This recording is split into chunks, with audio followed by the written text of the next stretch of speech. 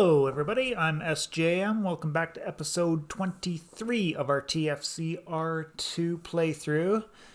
Just making some metal sheets here, so we got these up to welding temperature, throw them on there, we weld them together, then we can work them.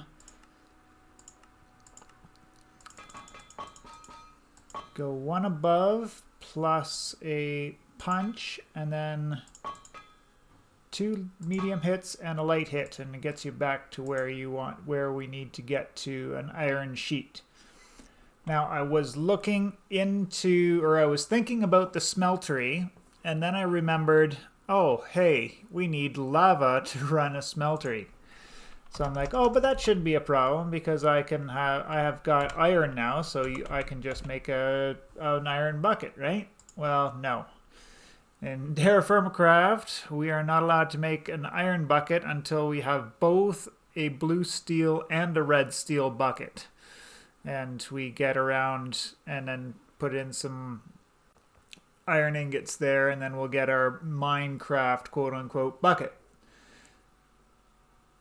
However, there is another way we could get an iron bucket. We could cheat it using the Tinker's Complement stone bucket and casting it in the smeltery, but that still requires us to get the clay in, or the lava into the smeltery in the first place. Now there's clay bucket, which we can do. We just have to make an unfired clay bucket, and then we got a one-shot go to get lava into our thing. And I guess where we're going to find lava is down below in the caves. Now the other thing that we have is that I've got a good amount of seared bricks now, so I'm glad I kind of started thinking about this before I actually went ahead and did it. And I looked at the uses of it, and then we've got all our normal tinker stuff here, like channels if we want to do them, and all the normal stuff like tables, and the slabs is a new one. I haven't seen those before, but probably because I've never used seared slabs for anything. And then I came across the last 2 pages where Tinker's Complement is in the pack as well. So that would require us getting a tank and a little bit of thing, and then to get the heater we need this smeltery firebox, which doesn't look too hard. It's just fire bricks and iron and rods plus an iron sheet. Still, the issue with that is not being familiar with it, I guess, is let me look at... I keep forgetting how to see what I can smelt in the smeltery firebox. But here we can look at the uses in the smeltery, and it only gives us the burnables. It's not giving us what we can actually make in there. So it's not like I can put sand in and get glass out of it, because I was thinking maybe that might be a shortcut to getting glass instead of having to make the smeltery cauldron, although we're pretty much mostly there anyways. We just have to put an iron ingot on there, and 3 hits will get us a long iron rod, which we can then use to make the smeltery cauldron. Just the one issue I guess I have with making glass this way is that I don't have the potash and the lime yet either to get into glass, which I'm going to need glass anyways, not only for my windows here, but also to get a Tinker's Smeltery. So, because we'll need a piece of glass to make the seared tank anyways. So I guess that is what it is. Wouldn't be too hard to make even 4 clay buckets just to get a good amount of lava right off the hop. And then the other thing with that is we're going to need to venture down into the cave systems, because I definitely have not seen any surface lava in the pack so far, and even I've only really haven't been down too far in the caves to see how the how deep we have to go to find lava in the first place. So I guess that's a thing in itself. We are getting through the summer months now. I think we're close to autumn. Oh, yeah. So we're just into August now. So a couple of more, or 8 more days of summer, and then we're into autumn. I do have a olive tree just over that way a little bit, and its harvest seasons is autumn, so I'm going to wait till that ripens up. I've got lemons growing now, so that's great. I can grab a lemon anytime I want, and then that'll also give me lots of fruit there if I need to make more vinegar for getting my cheese going, although I don't think I'm going to need cheese anytime soon because of how much I've got and how little I'm really going through it. The one issue with these sandwiches seems to be that it's not giving me nearly enough vegetables to keep my stats up, so I'm still kind of stuck in the 1300 point range there on those.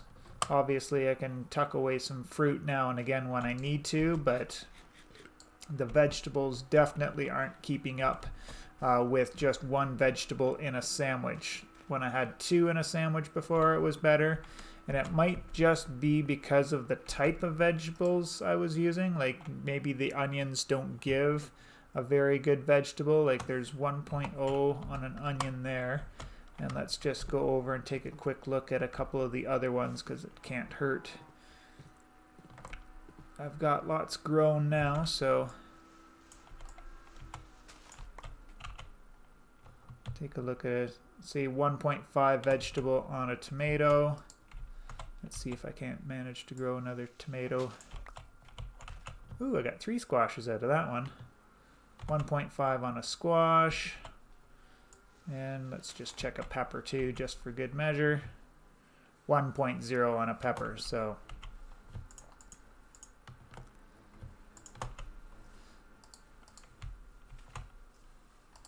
And it's good that I am starting to replicate or starting to duplicate my seeds every once in a while, so I'm getting a good stockpile of other seeds here. Not that I don't think I need any more food, because I just quite honestly kind of almost have too much at this point, where there's no hope for me to actually eat through the food that I have already collected. So obviously I've got this meat here which is about to expire. Carrots, yeah, the carrots are only a 1.0 as well on the scale. And then I also have got a bunch of sandwiches, 12 sandwiches in this vessel stored up, which I guess I could probably throw those in there and then swap these vessels out. And I was wondering if vessels in vessels make things last longer, and I don't think it does, so I'm gonna waste a lot of these sandwiches, which I guess is inevitable to happen when you have this much food floating around anyways. So that is that. I also got good amount of charcoal around now. I've kind of outpaced my magnetite, and as you can see, I've gotten a good amount, well, not a good amount, but some of my iron used up making all of this stuff here. Just haven't made the final decision on what I'm gonna do. Maybe I will make the glass first, because obviously I'm going to need glass to get into Tinkers anyways, because I'm going to need the ball, get the bucket and get the lava into it anyways, and that'll get us towards where we want to go. Still need a lot more seared bricks, because obviously with what I have there, that only makes 9 seared bricks for getting towards the smeltery, so I need 5 for it itself, plus the ones that go around, plus the drain, plus the tank.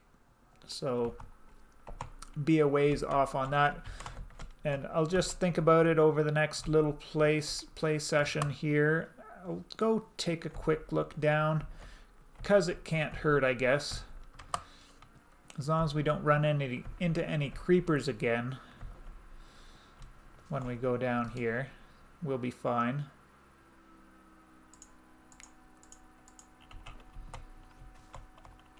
And let's get our weapons on our hotbar before we start delving down anywhere. And a light source.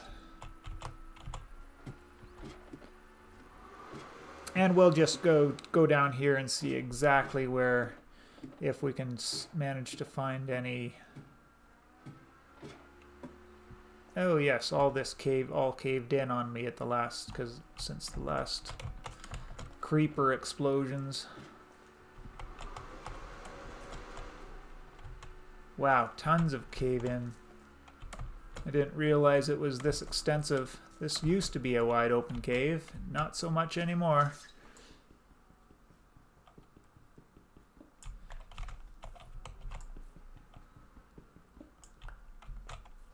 Yeah, and just even breaking out a piece of cobble here and there is really putting my life at risk, because it could all go south real quick. I've got ladders, so may as well pop down here.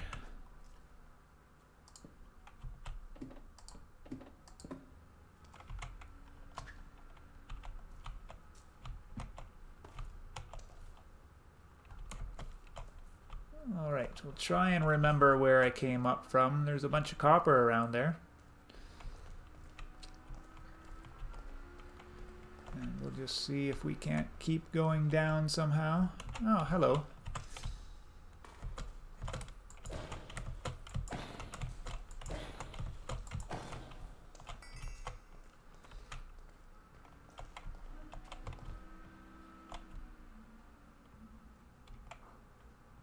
I don't have building blocks. I guess I got ladders, so I can get back up one way or the other.